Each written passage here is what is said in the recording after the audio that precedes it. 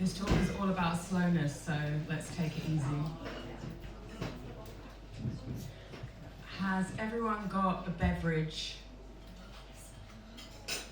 A little louder, so I can't really see you all because it's quite dark. Yes, fantastic. Well, welcome. Thank you all for being here. I know I don't like to surface on a Saturday before 11 a.m, so this is great. Really wonderful to see you all. This talk is a little bit interactive, so there will be some audience participation required of you, but not too much, because again, it is a Saturday. Next slide, please. We're here to speak about the magic of the mundane, and I need to do a really mundane thing, which is introduce myself to you all. So hi, I'm Zuleika Lebow. I am an artist, a writer, an educator. I'm currently the course tutor on MA Applied Imagination at Central St Martin's.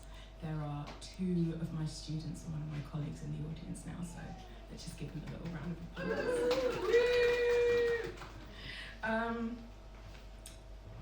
A lot of the work that I'm going to present to you today comes from my positionality, my identity as a disabled woman, as a biracial woman. My mother is Jewish and my father is Jamaican, or was, sadly passed away.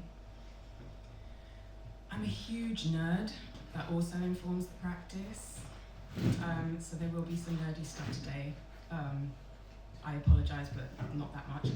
And my pronouns are she, her. And the biggest thing that I think is important to talk about today is that I identify as a witch. Are there any witches in the room? Give us a loud Yahoo if you... Yes, amazing, fantastic, fantastic, love it. If you don't consider yourself to be a witch right now, you might by the end of this talk.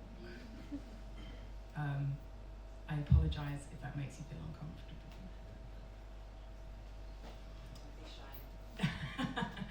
Next slide, please. I want to talk a little bit about the lineages of the experiment I'm going to share with you today. When I say lineages, I don't just mean my ancestry as in my bloodline. I mean my thoughtful ancestry, the thinkers that have inspired me in the talk that I'm going to present to you today. This comes from a concept outlined by Adrienne Marie Brown in her book Emergent Strategy. I think it's really important to acknowledge that there's nothing new under the sun. I'm not presenting anything that is really particularly original or fantastical, and that's definitely the point. The talk is called The Magic of the Mundane. But the people that I am drawing inspiration from are incredible, and there will be a slide at the end if you want to take a picture of it to read further. Next slide, please. We now come to the section that involves a little bit of audience participation, the first challenge of the day. I want to propose the question to you: what is magic? Do you have a word or a phrase in mind? If you do, next slide, I'd like you to use your phone to scan this QR code.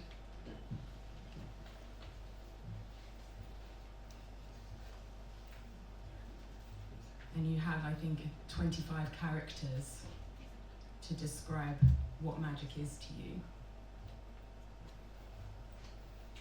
Next slide, please.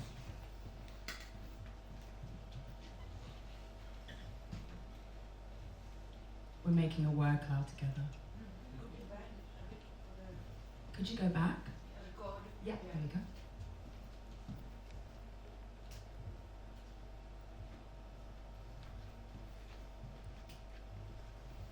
And then one forward. Ooh, lovely. Crows, I love that. What is magic? Crows, absolutely. Absolutely, yes. Unbelievable. The space in between. What lovely answers. Change, yes.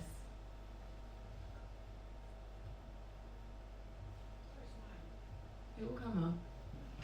Takes a little while sometimes. Connection, life. Zach, if you go back one and then forward, it should refresh it. There we go. Wonderful.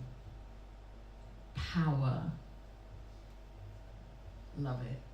Mysterious action. Transmutation.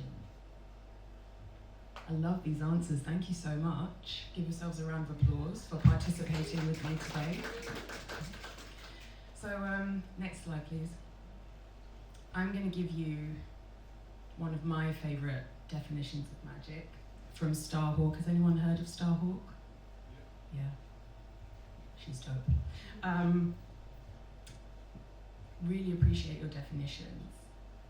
This is my favourite because I think it loops in the kind of mundanity that we all need and doesn't focus necessarily on magic being this huge bang, you know.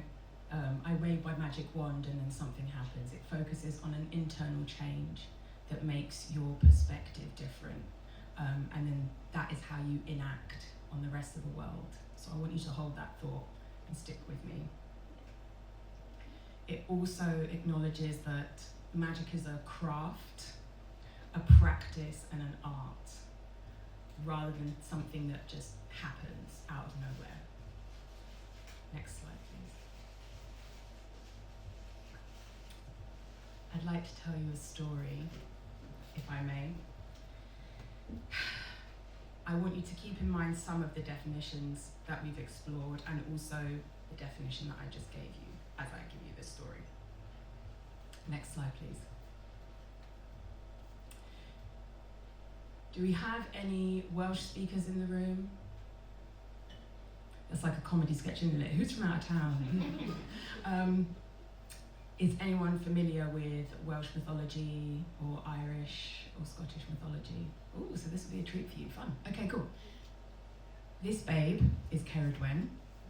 She's my personal favourite. I love her dearly.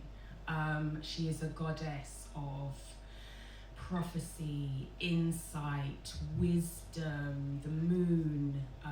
She's that girl, basically.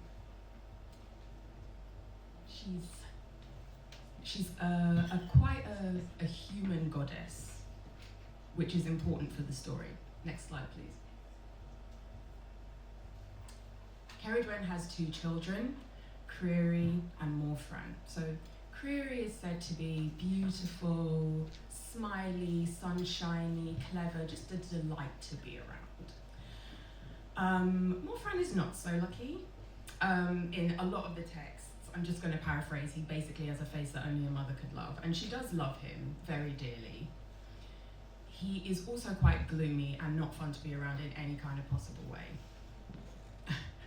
So Curated, being a devoted mother, decides that if he cannot be handsome or cheerful, he should at least be wise. He needs to have some kind of quality to redeem him. And so she decides to do something about it. Next slide, please. She consults her grimoire and she finds a recipe for a potion that will make him wise. And she searches far and wide for all the different herbs, spices, ingredients that will go into this potion. Next slide, please. Big spells take time. Time is going to come up a lot in today's talk. The potion requires continuous heat, like a steady heat, and constant stirring for it to become viable. It needs to be kept this way for a year and a day, which is quite a long time, obviously. She recruits 2 people to help her with the stirring because she's a busy goddess and she does not have time, really, to be stood there stirring for ages and ages. So she recruits Mundane, a blind man, to feed the fire, and a young boy, her ward, called Bach, to do the stirring. Why she decided to recruit a young boy to execute probably one of the most difficult tasks of paying attention and keeping a steady rhythm while stirring for a year and a day. I have no idea that was her choice. She makes some mistakes in this story. We love her anyway. Next slide, please. At the end of the year and a day, only 3 drops from this potion will grant the drinker wisdom. The rest of the potion is essentially poisonous. In some adaptations, it will also wipe your memory completely. So either you die or you forget everything. It's not really a great choice. Next slide, please. When the potion is nearly ready, Ceridwen invites her son round to celebrate. It's nearly the end of the year and a day. The 2 of them get drunk and fall asleep. The snoring distracts Gwion to such an extent that he messes up the rhythm of stirring the potion. At this exact moment, 2 things happen. The potion ripens, and because he's offbeat, it also spits at him, and 3 drops land on his hand. What do you do when something hot lands on your hand and you're cooking? You wash it off? Usually you'd lick your hand and put your hand in your mouth, and that's exactly what he does. At that point in time, all of the wisdom of the world enters his little head, and he foresees that Ceridwen will kick his butt. Next slide, please. So, because he's had this vision, he turns himself into a hare and skedaddles. At this point in time, Ceridwen wakes up. Being a goddess of wisdom herself, she understands everything that's happened instantly, turns herself into a greyhound, and gives chase. Just as her teeth are about to close on him, he changes, sees a river, and transforms into a salmon. Not to be dissuaded, she turns herself into an otter and follows after him. He then turns himself into a swift. She turns herself into a hawk and chases after him. She's not giving up. This is her potion. Finally, he is exhausted. He sees a barn below and turns himself into a grain and thinks, yeah, she'll never find me here.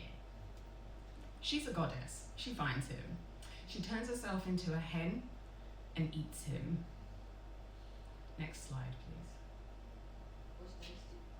I don't know if he was tasty, actually. It doesn't really say in any of the tales.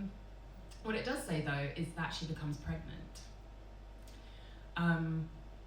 Bit gruesome. She resolves to kill the infant when it is born because she's still pretty pissed off about the whole potion thing.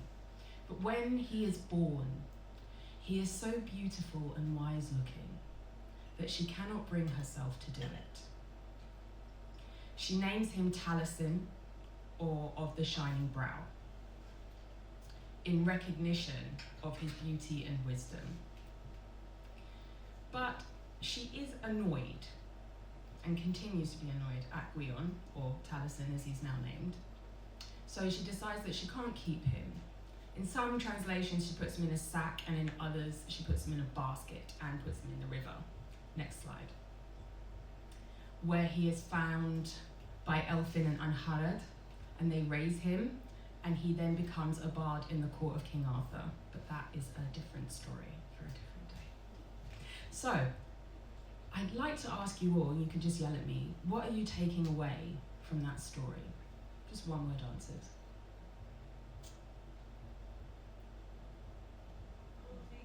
Cruelty, yeah. Patience, unpredictability. Irrationality. Irrationality, yeah.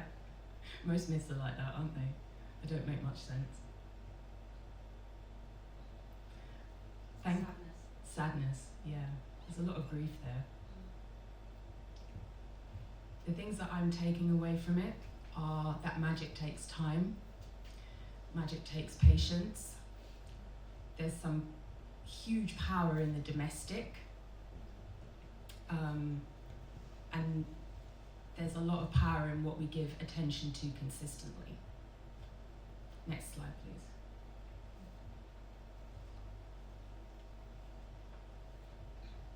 Let's talk about attention a little bit more. So we exist right now in an attention economy, and lots of literature about magic is around what we put our attention on. There's so much distraction that takes away from our desires, and I've been thinking about this for a long time. All of these are kind of that I'm presenting to you today are like thoughts in training.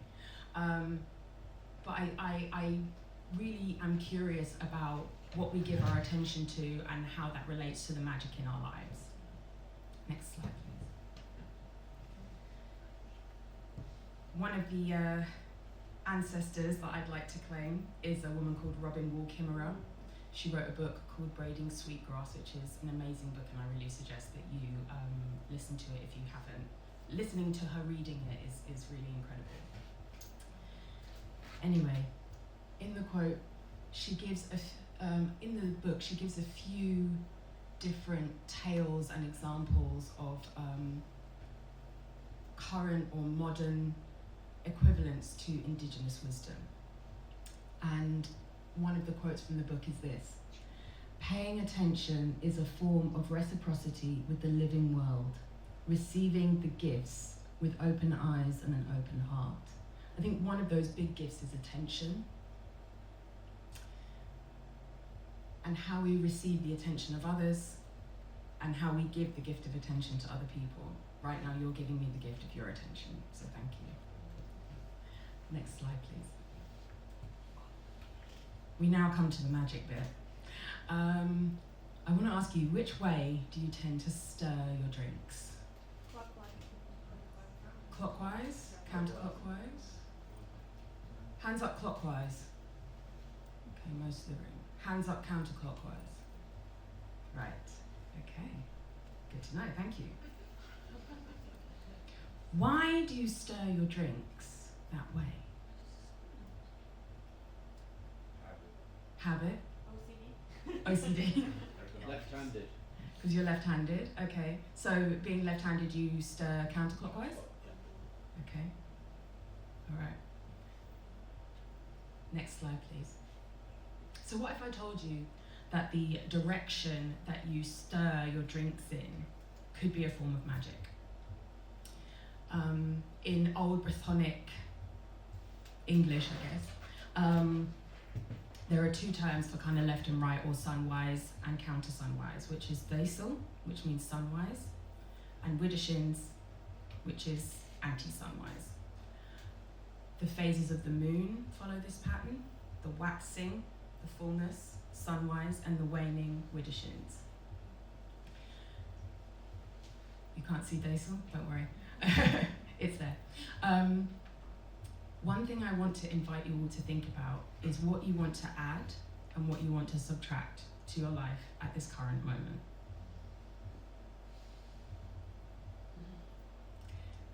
Take your drink in hand. Pretty please. Next slide, please. And think about this quote: where attention goes, energy flows. Next slide. We're going to do a spell. I want you to stir your drink clockwise if you want to attract something. Could be anything. Stir it at least 3 times and think, I attract whatever it is. If you want to remove something, I want you to stir counterclockwise and say, I remove 3 times. Are we ready? Go for it.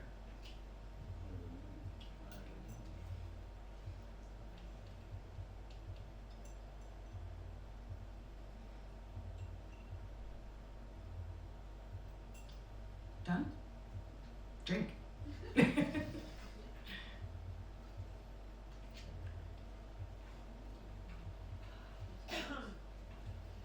Blessed be. Congratulations, you've made magic. Thank you for indulging me with that. Let's think together about the time that we just took to make our desires and attention plain together in this room. Next slide, please. A lot of my thinking around time and this talk, provocation, whatever you want to call it today, has been informed by Caliban and the Witch by Silvia Federici. Has anyone heard of that book? A couple of people. So she outlines the way that our time is basically stolen by capitalism.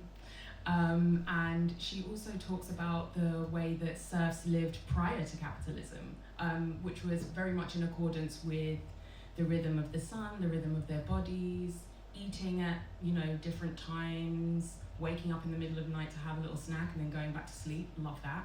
And the current system that we have of keeping time and keeping to a schedule is very much a new thing in terms of our bodies and our body clocks. And we don't actually naturally operate that way. Thinking about what that does to our body, minds, and our ecosystems, I want to share with you a quote. Next slide, please.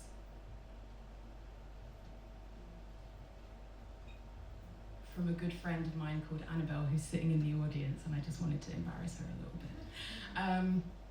I was thinking and talking with Annabelle about the difference between slowness and time, and is there a difference? And she said, slowness is time given permission, which I think is really important. What are we giving ourselves permission to pay attention to, or to think about, or to take our time doing?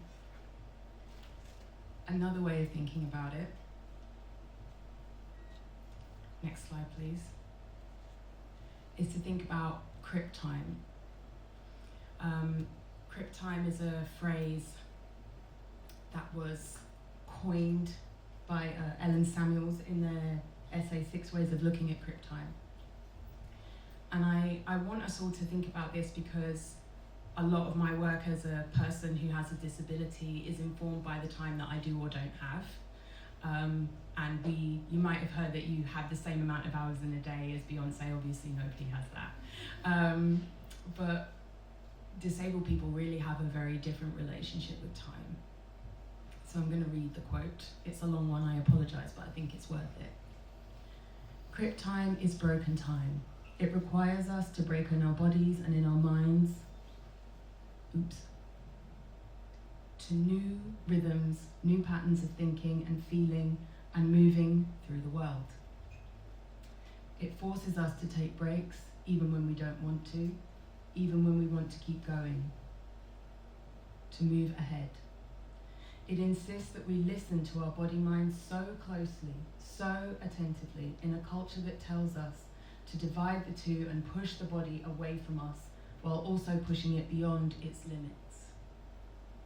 Crip time means listening to the broken languages of our bodies, translating them and honouring their words.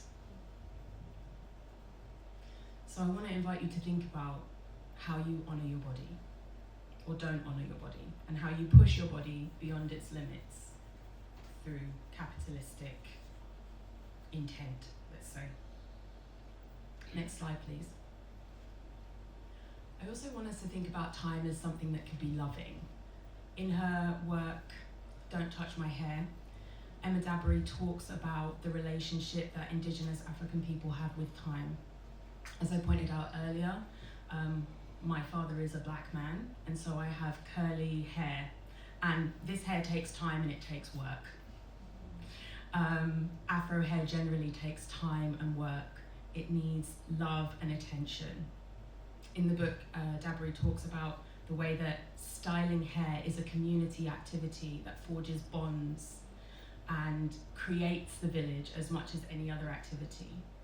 And I just want us to think about that, about the small acts of kindness and care that we give to one another that exist outside of time. When people visit a black hair salon, there aren't really appointments. It just takes as long as it takes. And what if we just allowed a bit of that into our lives, that things can just take as long as they take and we don't have to rush them or have an appointment or think about, yes, I've got 2 hours for this and 2 hours for that and 1 hour for that. What if it just takes as long as it takes? I realise I'm saying that. I need to keep an eye on how long I do it. Time is relative. Yeah, exactly. Thank you. Next slide, please. The last way that I would like us to think about time is imagining that it has a taste.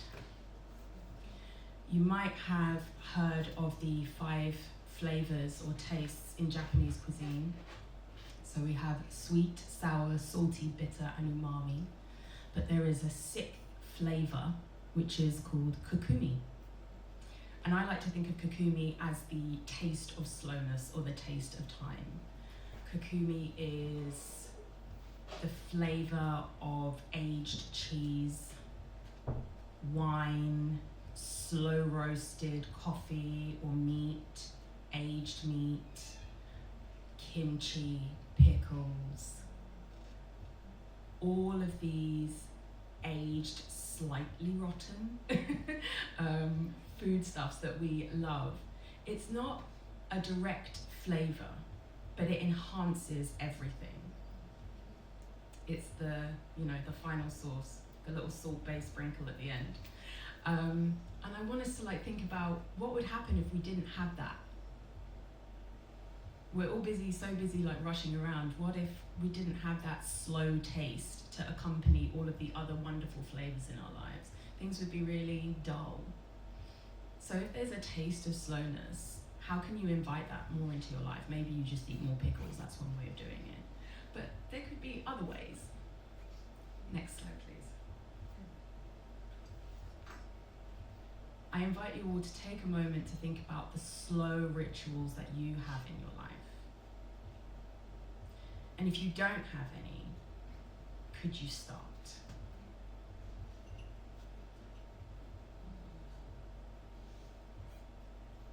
Next slide, please.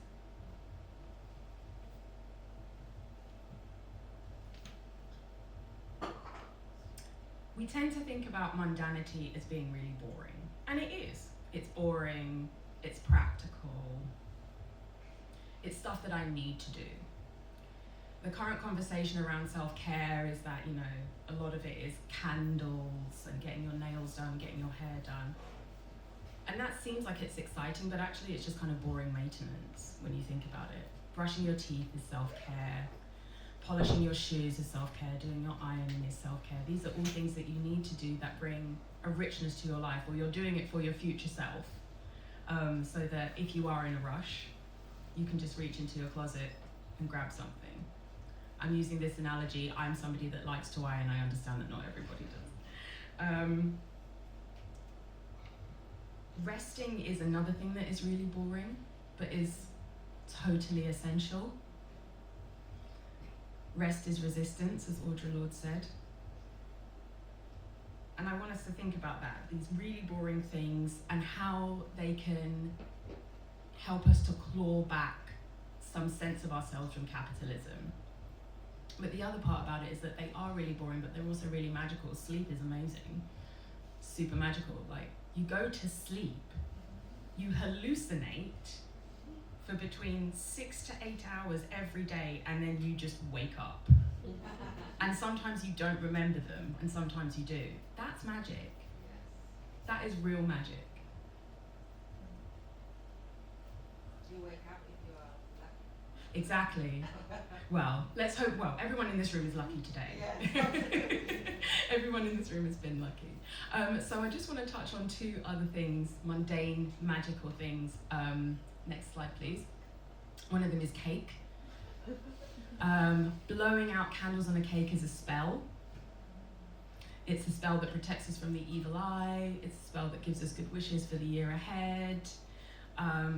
In lots of traditions, even spitting on things is a protective thing, and obviously when you blow out candles on a cake, unfortunately, you spit on it slightly. It's also a spell of longevity, and I kind of love that. Next slide, please. Crossing your fingers to make a wish or to ward off evil, another spell. touching wood, another spell, doing the peace sign, another spell. Small things that we do every day that make a huge difference to our psychological safety, let's say. Next slide, please.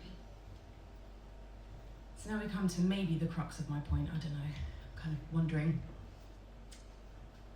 I started taking pictures during the 2020 lockdown because I received a letter in the post that said that I was a clinically extremely vulnerable person and that I needed to shield. One of the interesting things about shielding is that as strict as lockdown protocols are, your shielding protocols have to be even stricter. You are even more isolated.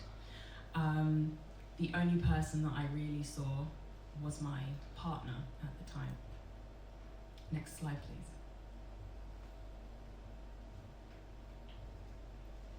I was unable to leave the house and unable to do any of the sensory-seeking activities that I usually do, like go to the cinema or go to galleries or, normal things.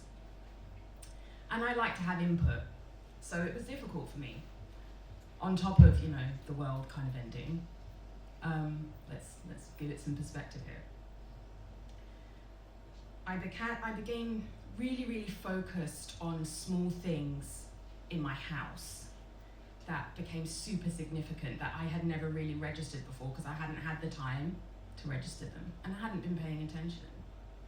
Things like how the light hits a butter dish and makes it look abstract.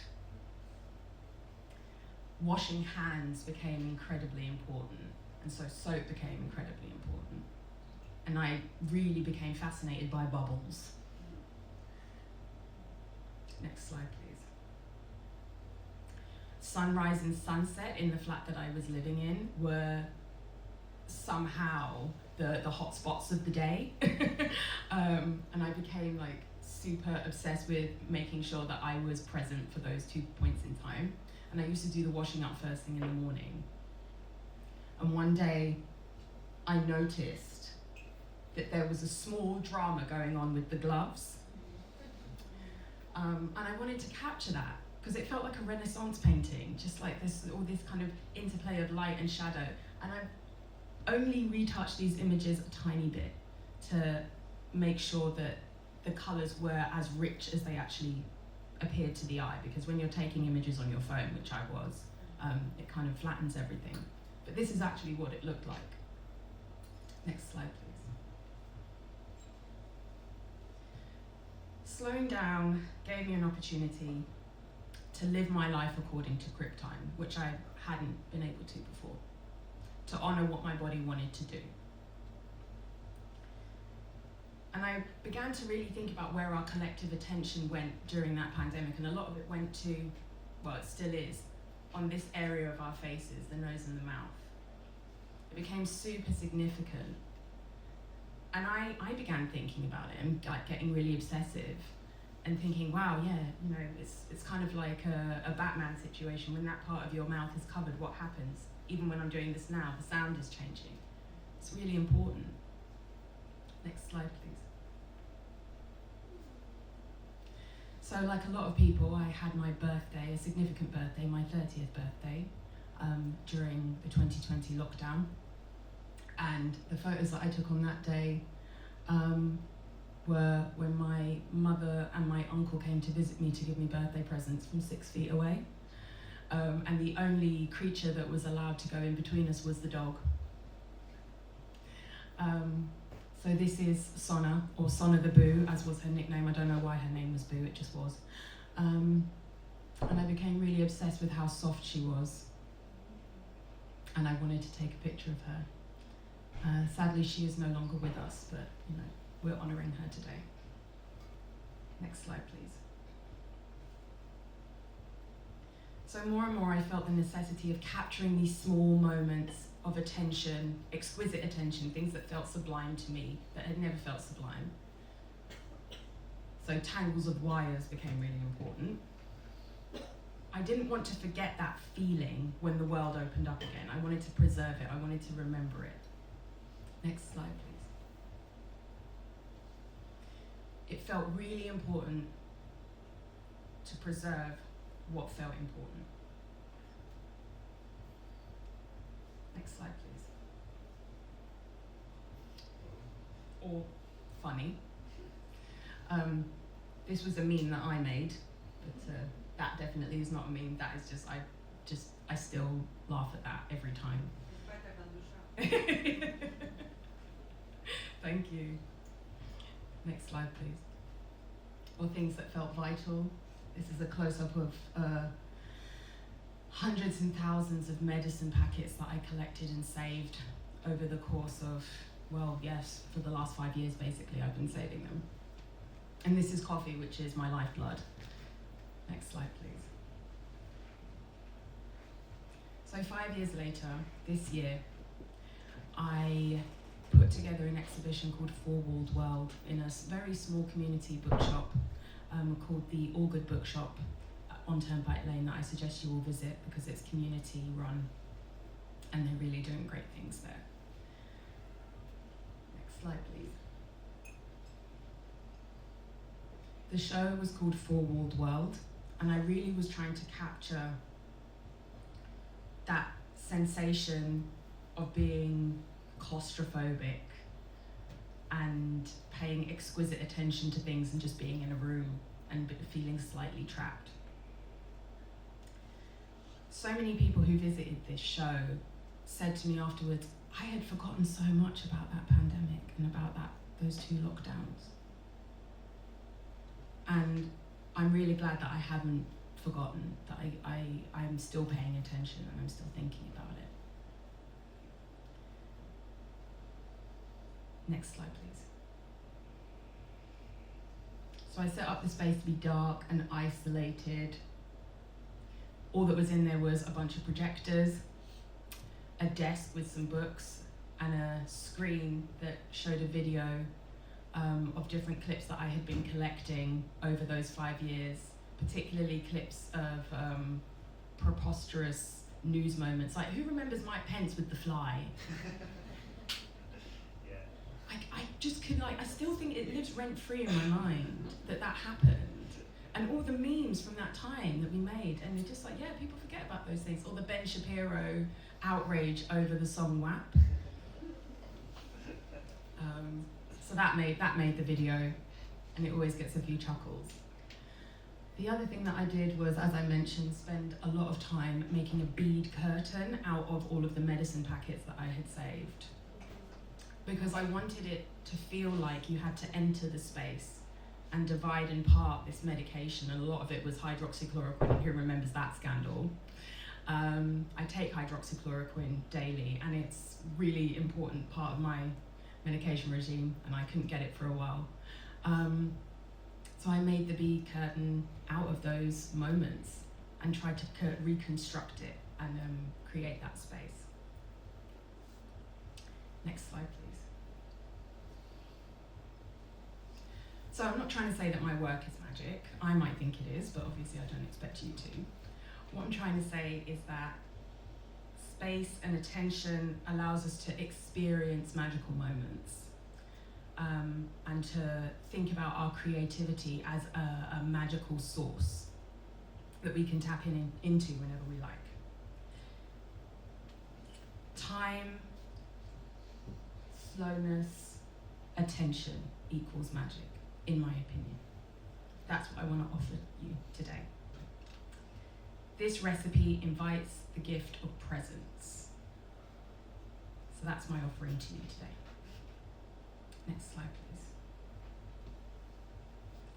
So moving forward, I would love for you all to have a renewed respect for the mundane moments in your life that are beautiful or dramatic, really small dramatic moments, like the gloves, for example.